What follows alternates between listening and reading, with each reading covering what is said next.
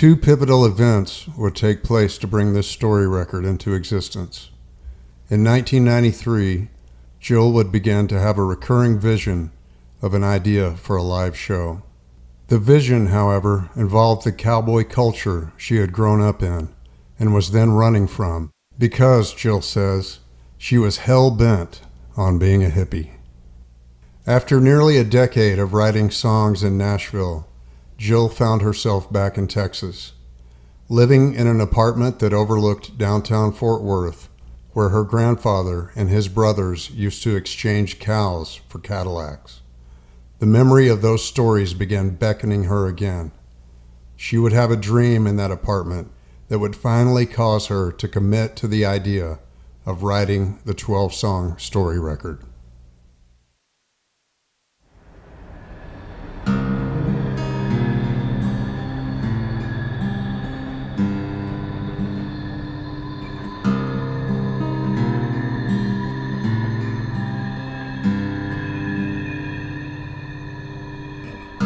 I had a dream last night, the wagon wheel came flying from the sky.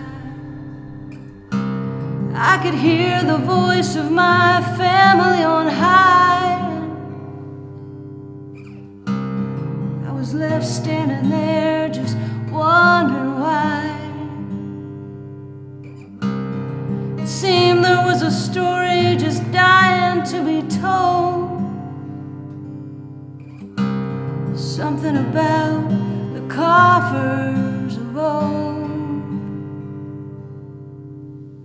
I woke up in a dead cold sweat and I hadn't been able to shake it yet, 'cause the wagon wheel came round. Yeah, the wagon wheel came back around.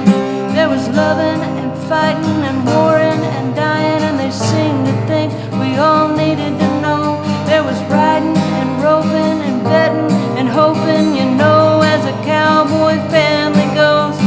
I don't know who was right or wrong, but I know it's all still going on. And the wagon wheel came round. Yeah, the wagon wheel came back around. There was claim staking and man making, and nobody ever let it go. There was square dancing and romancing like something right out of a Wild West show. Unintended consequences from the desperation of survival business. And the wagon wheel came round. The wagon wheel came back around.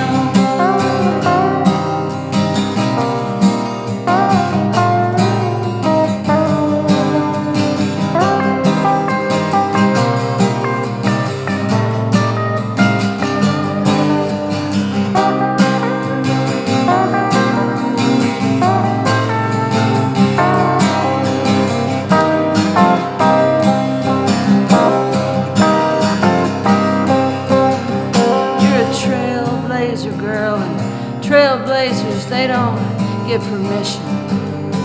They just saddle up and they hit the dirt and they join the mission.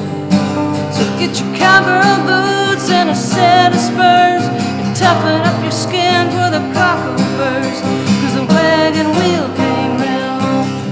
Yeah, the wagon wheel came back around.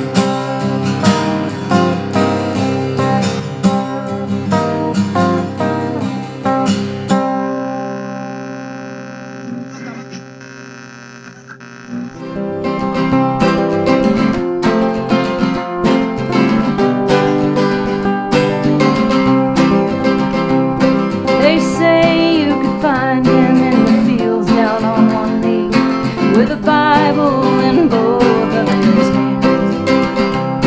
Now he wasn't an angel and he wasn't a saint, but all in all he was a pretty good man. Homer Club found hope in Hansford County. When the crops failed, he never gave up. He tilled and toiled, believing in the bounty, despite the drought and the wind and the dust. He was born in Tennessee, but he made his way out west. He took took Effie Pearl, his bride, by his side. Yeah, he whisked her away, and as they crossed that state line, he promised her the Texas way of life. Homer Cluck found hope in Hansford County, and when the crops failed, he never gave up. He tilled and toiled, believing in the bounty, despite the drought and the wind and the dust.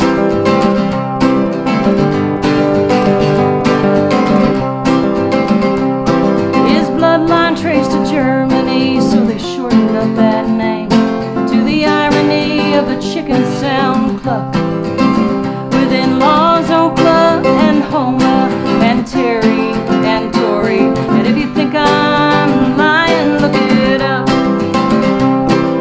Homer Cluck found hope in Hansford County, and when the crops failed, he never gave up. He tilled and toiled, believing in the bounty, despite the drought and the wind and the dust. With a name like Cluck, he bought a cow just to mix us all up. Borrowed the neighbor's bull to do the do. And on a streak of luck, he now had two, and as it ended up, that cattle operation grew and grew.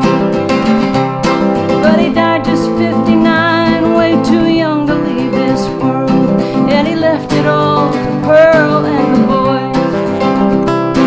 And so begins the story of my West Texas family, and I'll do my best to give 'em all the boys. Yeah, I'll do my best to give 'em all the boys. It's the Cluck family, history or bust, despite the drought and the wind and the dust.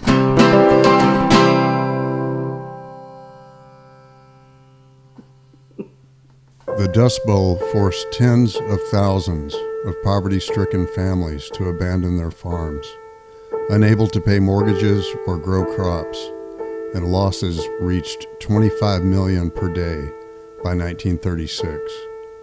Homer Cluck would become one of the few farmers in the Texas Panhandle to make it through the dirty 30s, only to face death the following year.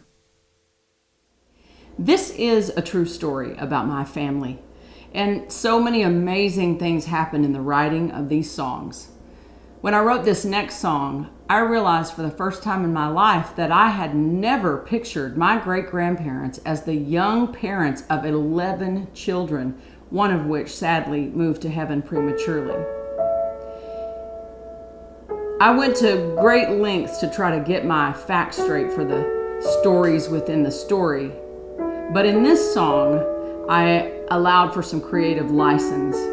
For example, I don't know that they ever took a train to Amarillo, but my great-grandmother would throw huge Christmas parties for the whole family. And one time, in reminiscing about these Christmas parties we used to have, my cousin said, yes, and we would all get town-wrapped gifts. And I had never heard that expression.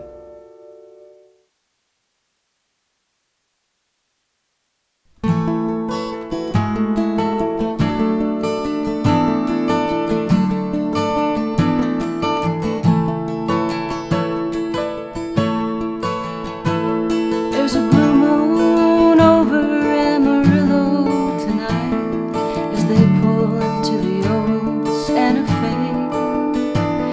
And it's not every Christmas they get to come down for the shops and the Polk Street Parade. Homer takes her by the hand and gives her a whirl.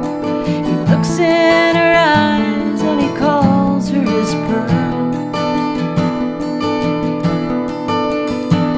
They'll get town-wrapped gifts for all 10 kids, 'cause harvest was good this year. One for Von Sill and Durward and Sam and Eldon and Jean and Pete and May and Effie and Pike and Mary Rachel too.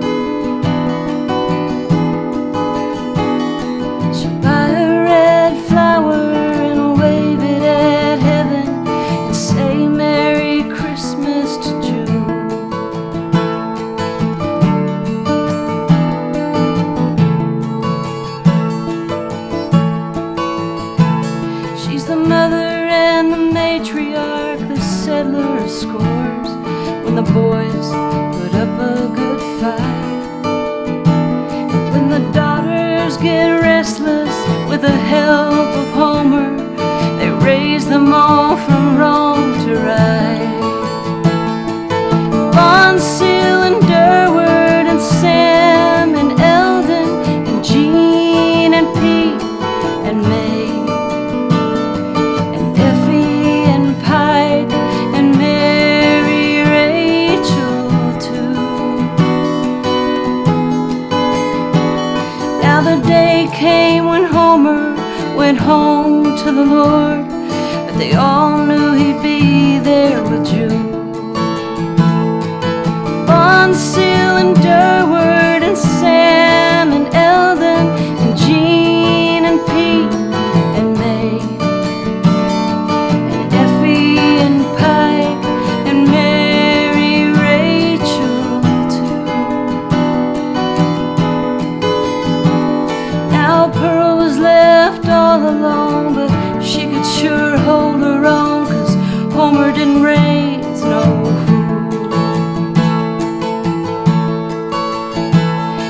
Had funny little sayings nobody understood, and I'm fixin' to pass them on to you. She'd say, sweet to pretty this day, sweet to pretty this day, Ben Booney this day. Well, their daddy died in 40, must have stomped up the storm, 'cause it rained down from heaven in 43. It was a bumper crop to beat the band, and they all thanked the big man as they danced out in the barn in Jubilee. They loaded up the train with the cows and the boys, off to the stockyards at the end of the track. To hold the fort, they weighed their worth, and they all bought a new Cadillac, and they raced out on the plains all the way back. Here they come again to make that stock exchange. Fort Worth, there they go again. Good Lord, the times they have changed. They raised up cowtown debutantes, some called the queens, and almost all the boys wanted to steal. They had cowgirl names like Donna Sue, and you never said one without the two, 'cause Donna was a whole different deal. Fort Worth, here they come again to make that stock exchange. Fort Worth, there they go again. Good Lord, the times they have changed.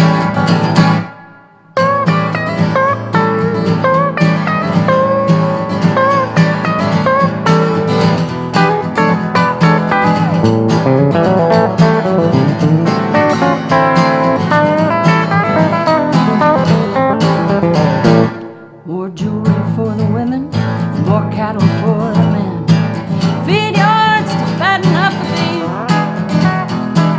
private planes and landing strips and semi-trucks laid the new tracks. It was the first taste of new prosperity. Fort Worth, here they come again to make that stock exchange. Fort Worth, there they go again. Good Lord, the times they have changed. Good Lord, the times they have changed. Good Lord, the times they have changed.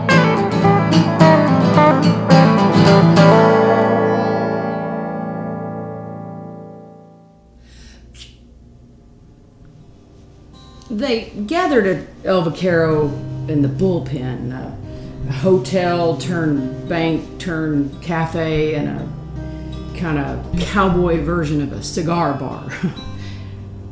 Right there on Main Street, Groover. That's right, Groover, Gruver. They get to cussing and discussing and cooking up schemes about how they could all make more money, but not all of them agreed. And so it was with my grandfather, Joe Davidson. The youngest boy they called Pike. He had a different angle, and he didn't feel the idea of feedlots was right. And from what I hear, those debates became an awful mess. He, by God, moved his cows off the homestead and moved to D-U-M-A-S. That's Dumas.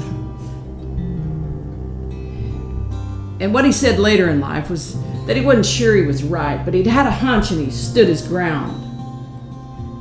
Makes me wonder about that whole mad cow thing that came around. But back then and even today, there's a heavy burden on men to prosper and protect and grow the county you're in. And sometimes the lines get really tight and it's hard to tell between wrong and right. On the one hand, the big man from Austin came around and they all cheered and clapped and broke the ground, and the second and third generations were there and the smell of money was hanging in the air. On the other hand, it was hard to know if this new way was the right way to go. And the pressure to keep up with the times had them running hard and maybe even half blind. Sometimes they'd get to wondering whether they'd strayed from what Homer had handed down, the sowing and reaping and living a good life in a good town. Was it prosperity or selfish greed to have Mexican hired hands and maids and such? And in trying to overcome not enough, did it become too much? Did they let their pride get in the way and watch it start tearing things up? Yes, it made a mess, but they'd hit a bullseye and it stuck because it fed the 5,000 and more, sure enough. But some of them later spoke to me with a deep down regret about how kinfolk got crossways and couldn't forgive or forget. They'd sure enough made a name for themselves, but it seems they got confused. With misunderstandings, they all scattered about no matter what they had to lose. Generations didn't talk for generations, and it became just too easy to lose track. But some four down began to call on the repairer of the breach for the facts. With the dust storm of stories swirling in the air, it was hard to know exactly how, but it seemed all hell broke loose, and we wanted the boxcars of our heritage hooked again, all the way from the engine to the caboose. And as I've prayed to the Lord to help me piece it all together again, I believe the truth of the matter is wafted in with the wind. And I now know, with my heart of hearts, as sure as the big blue sky, that if all these cowboys were here today, every last one of them would say, it's not always easy to do the right thing the right way, but you just gotta pray for help and then do your best to try.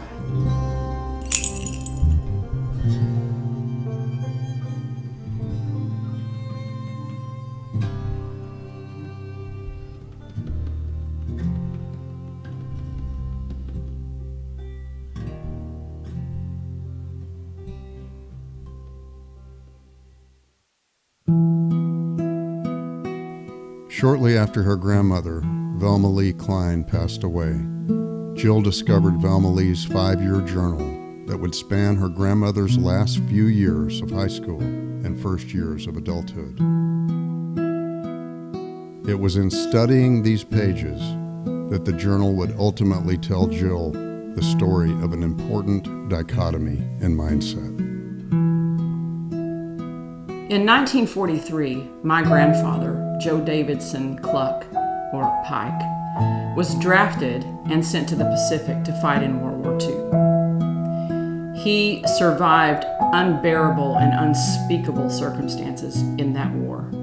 And while he made it out alive, he came back so changed that his living life, his life as he had known it, had suffered a death, because it would never be the same for him and so many others around him. And this made the debate between him and his brothers all the more complicated and intricate and difficult and divisive. And in a sense, this brought a death to the unity of my family and its future generations. I believe that due to his experiences, his point of view post-war was from a deep, innate conviction to be very careful about the long-term effects of human choices. And he would live the rest of his life up against a world of people who couldn't see it in those ways.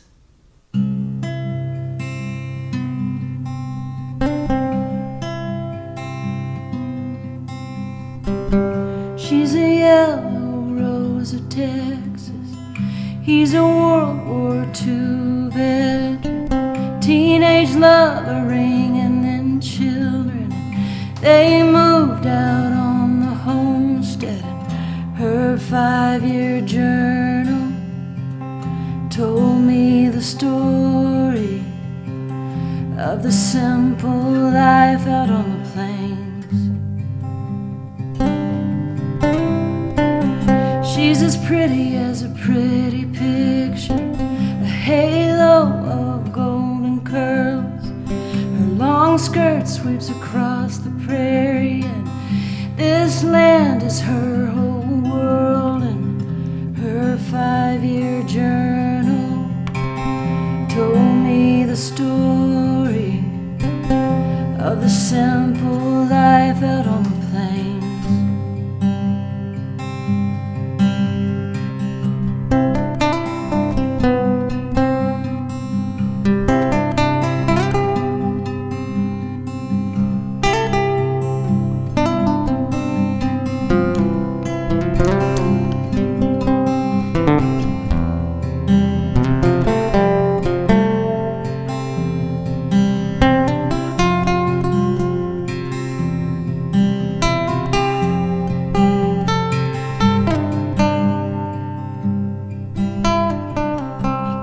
Jesus down in a foxhole in the crossfires of 43.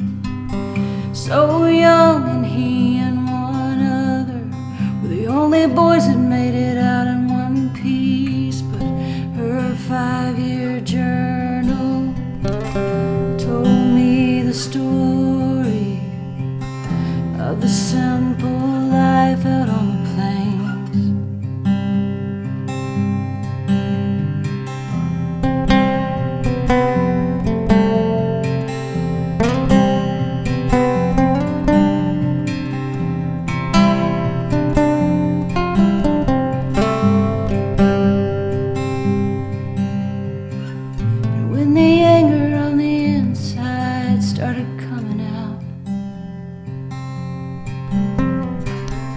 Nobody understood what that was all about. And after 22 years she had to walk away, even though he begged her to stay. Velma Lee and Joe Davidson tried to hold that high school flame, but all of that post-war confusion, his world was never the same.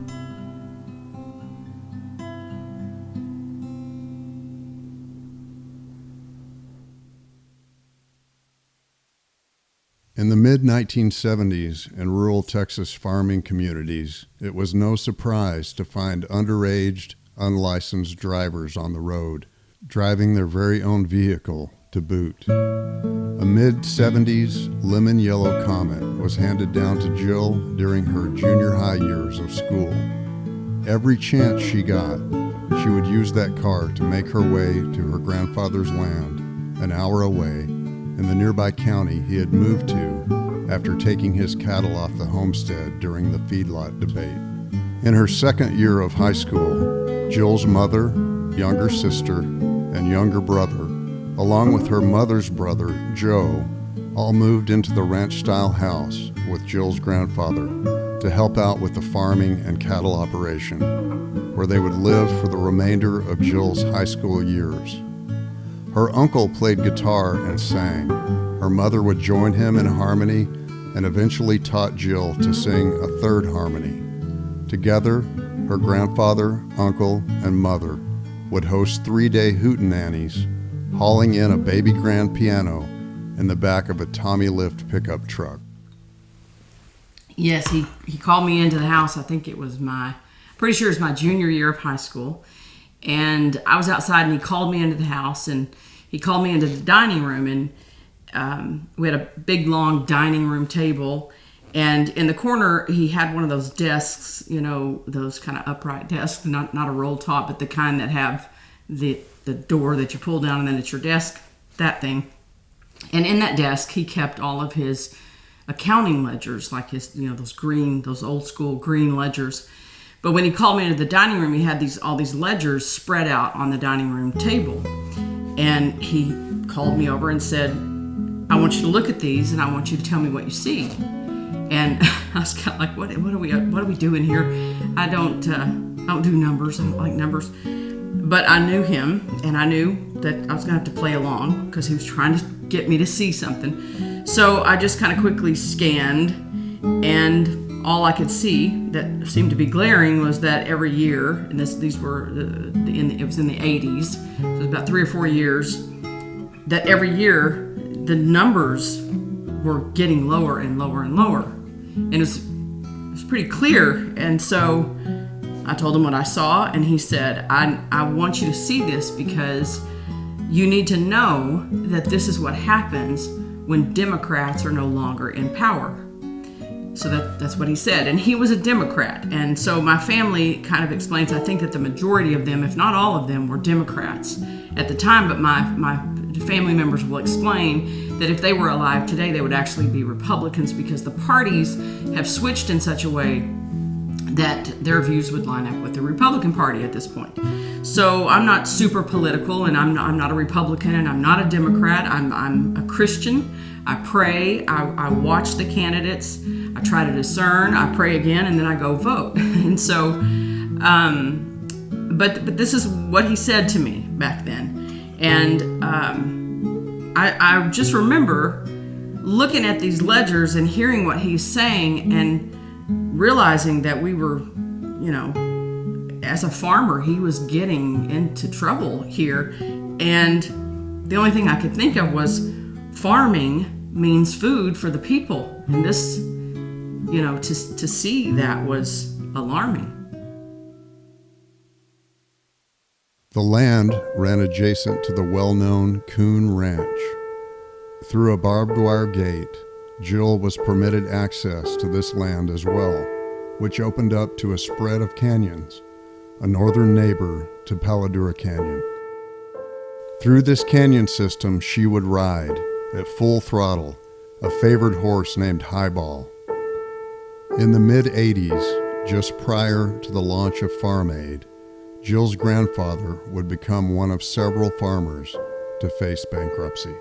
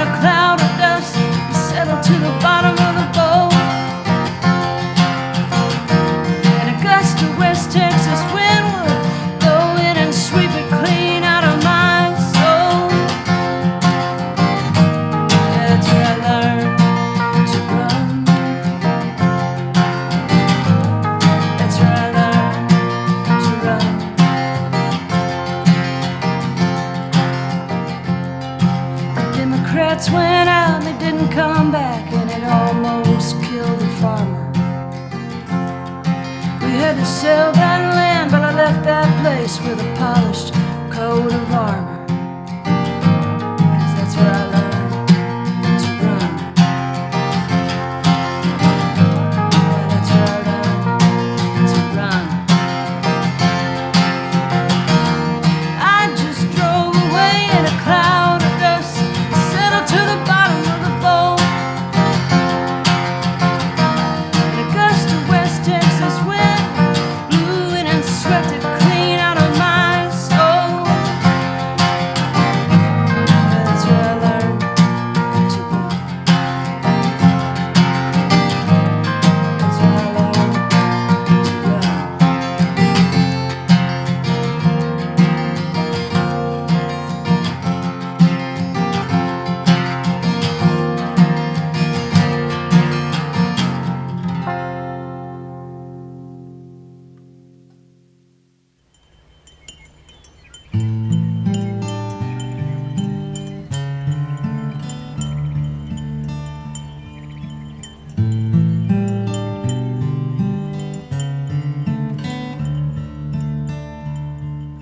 It's 6 a.m. on a weekday morning, and I can hear the coffee.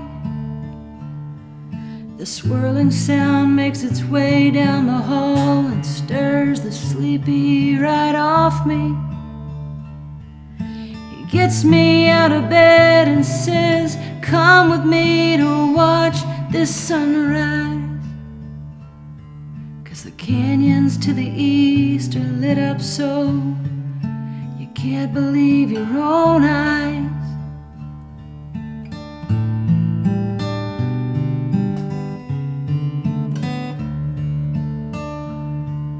We sit together in his kitchen corner booth, and he pours the cream and sugar in.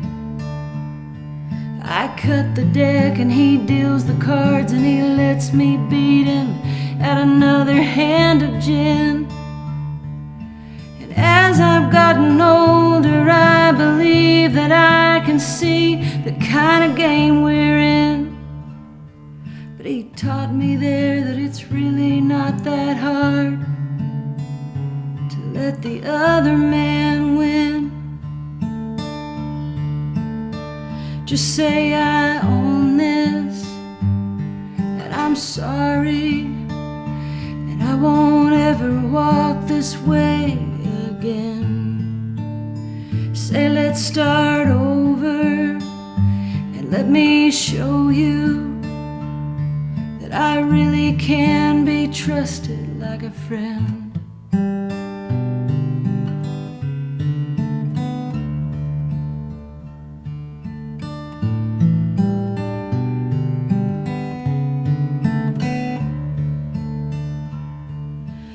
Find the brothers at the booth behind billows of smoke and laughter,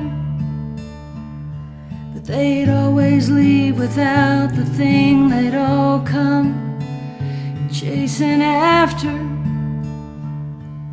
'Cause cup after cup he kept pouring out, but I never once heard them pour one for him. They'd drink that coffee down and then they'd shuffle, and they'd just play the game again.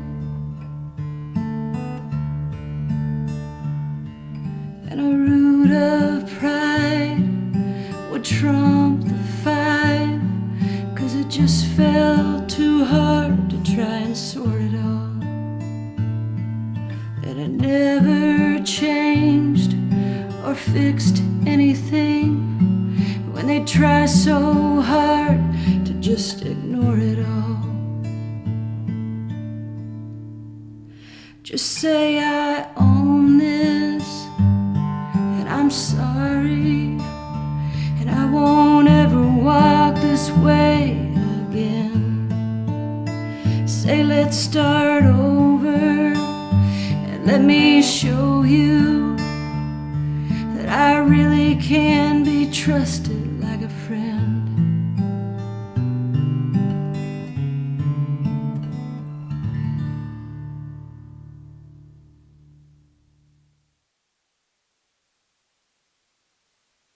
In the rural community of Groover, Texas, there was a saying, "You can always tell when a Cluck family member has passed away because all you can see is cowboy hats and Cadillacs."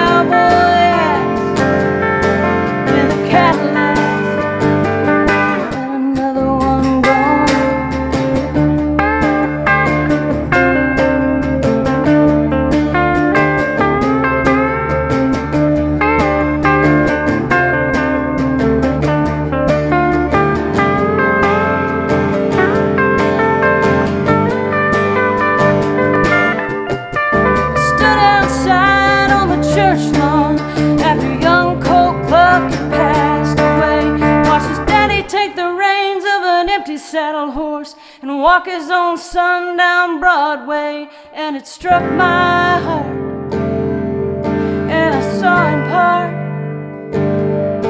that there's way more to it than what you see going on among the cowboy hats and the Cadillacs, and another one gone.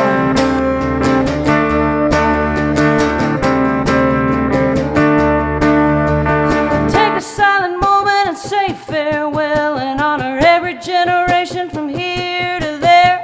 I see you at the next one, no matter whose turn, with arms wide open and our lessons learned in our cowboy hats and our Cadillacs, and another one gone.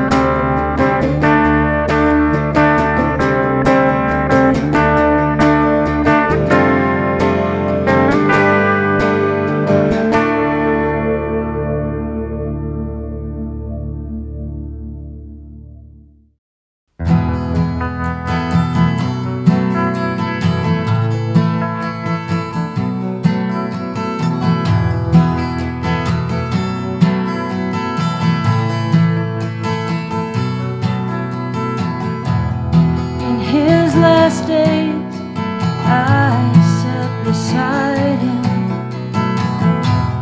In that short time I heard the highlights of his life. He was a man of war and toil and rougher days, and I don't blame him for the times when he'd gone wrong, 'cause life set him in his southern ways. He said, I don't know a whole hell of a lot, but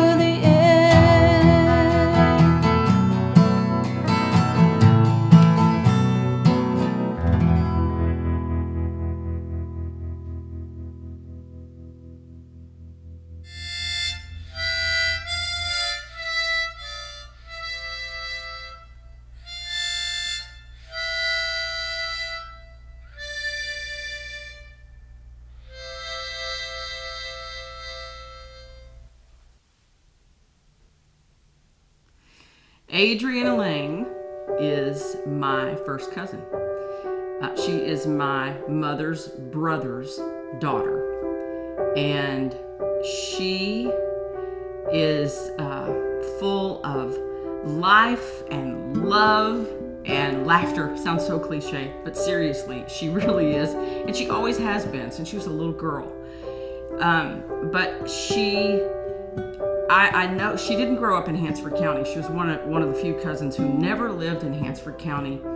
And when she was really little, she lived in the county next door, Sherman County. And so in her young adult life, I began to observe something that she was doing. And I found it very interesting. And so years later, she said to me, Jill, I think you should write a song that has the phrase Hansford County line in it, because I just think that sounds cool. And so I was going through a songwriter phase in LA, and I was sticking to a songwriter day. I decided I was going to commit to a songwriter day. I think it was on Tuesdays. And so on the very first Tuesday, I sat down to write, and I thought about that. And the other thing I thought about was I have always loved her name. We call her Adie, but her name is Adrienne Elaine, which I notoriously misspell all the time. It's Adrienne with an E. So if you ever see that, you can blame me. But anyway, I started to write this song, and kind of the two things came together. And this is one of those songs that when I finished writing it, I knew that I have to finish writing this record. It's never going to leave me alone until I just commit to it and finish it. She rolled down the window, watched how the clouds rolled. She could tell that there was a pouring rain moving in. She buckled her seatbelt, took in the sweet smell. She knew that she was as ready as she'd ever been.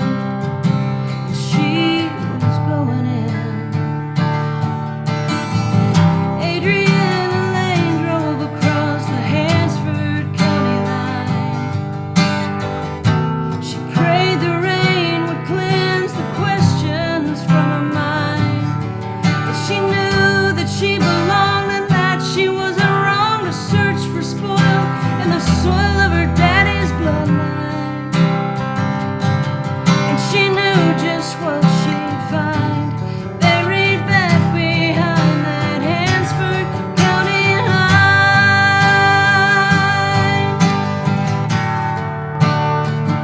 She remembered the harvest time, stories of the 5 and dime.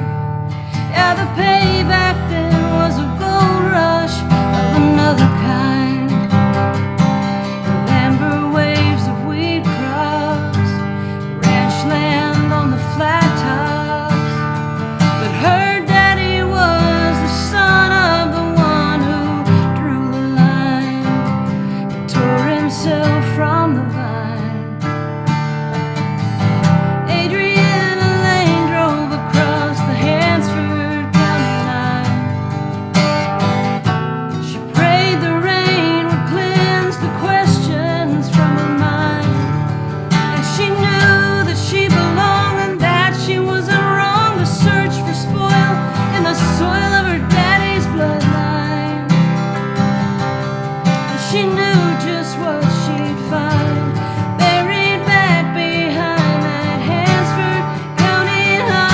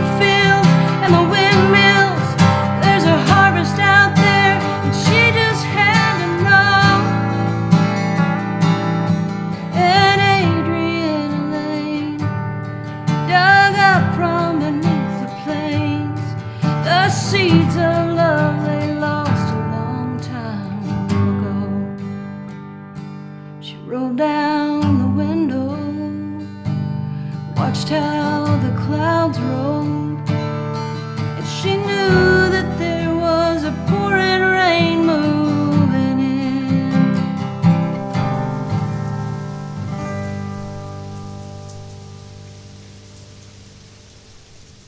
Jill began writing songs at the young age of 12.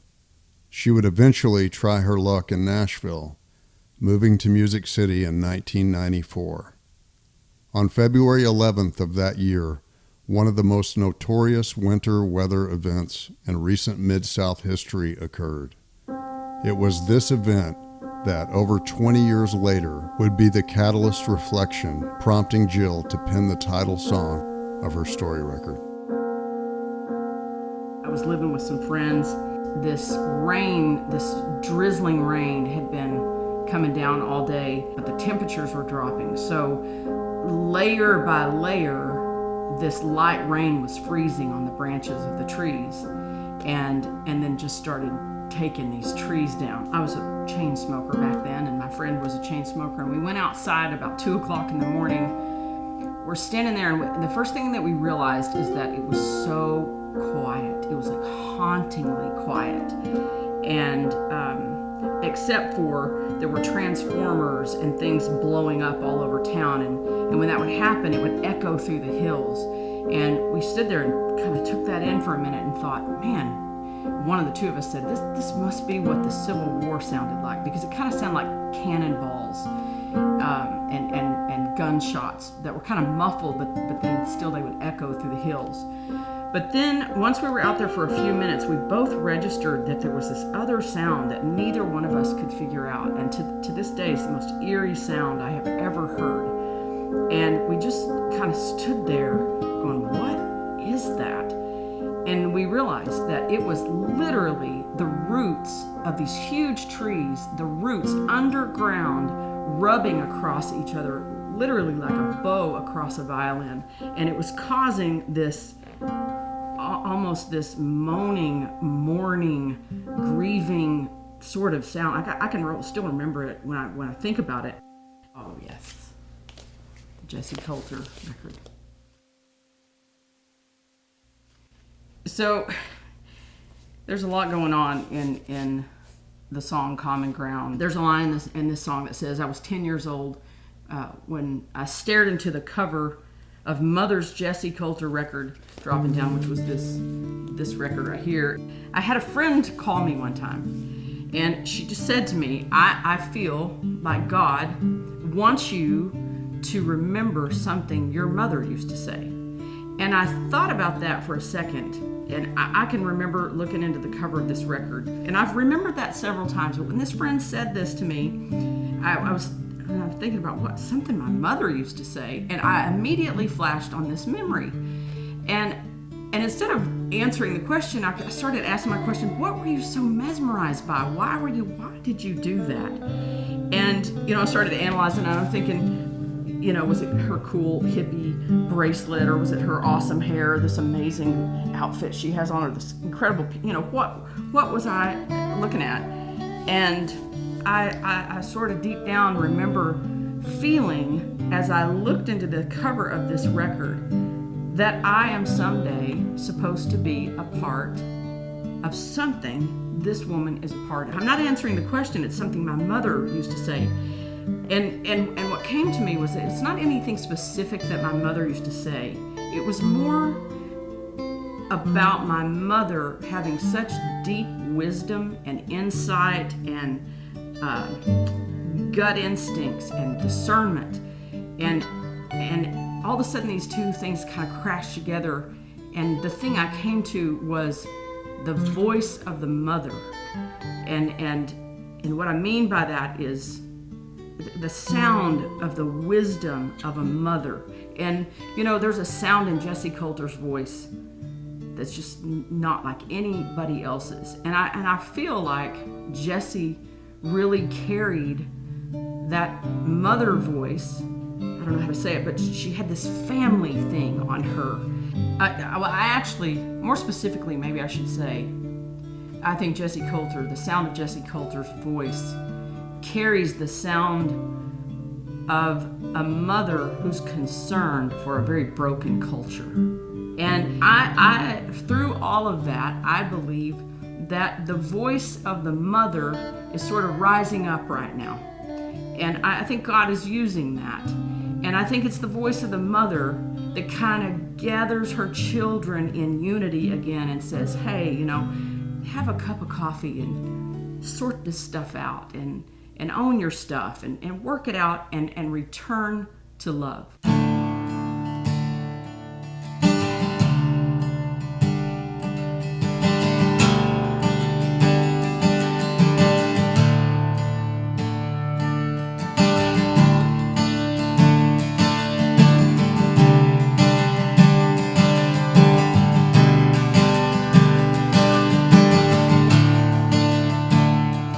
There's a cry in my soul, rooted so deep, it tells me who I've been and who I am.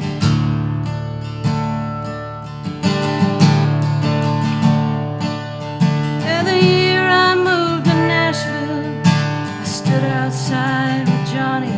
We heard the roots pull like a bow across a valley.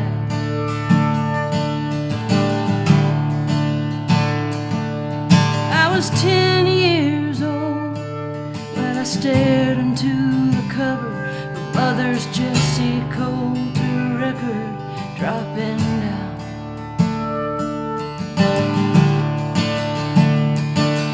Yeah, the ice came to the trees that year, bringing such a burden, tearing 200 years of history from the ground. 1994, and we were all in a common thread, 'cause there's something about that sound. We sang out among those trees, the living and the dead, 'cause we all had roots in common ground. It was a groaning in the earth, our hearts had never heard, but the prophet and the poet inside of me could feel the echoes from the park of the parts Brown pounded out off the canyon walls through the hills of Tennessee. It was 1994, and we were all in a common thread, 'cause there's something about that sound.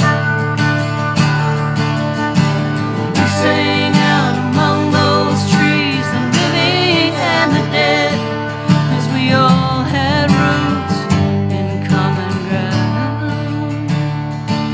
Yeah, we all had roots in common ground. With the preaching from the choir of Dolly and Emmylou, I now know exactly what I'm here to do. 'Cause there's a sound beneath my feet I never knew till the whistle blew. It's rumbling truth from a glory train that's coming.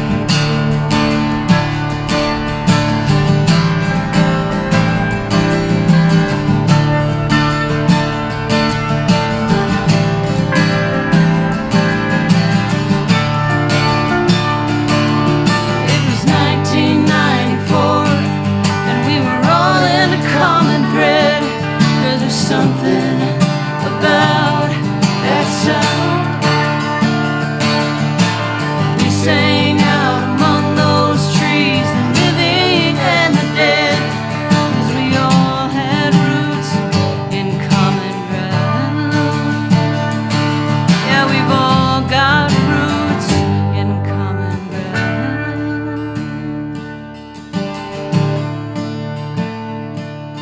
I was 10 years old when I stared into the cover of Mother's Jesse Coulter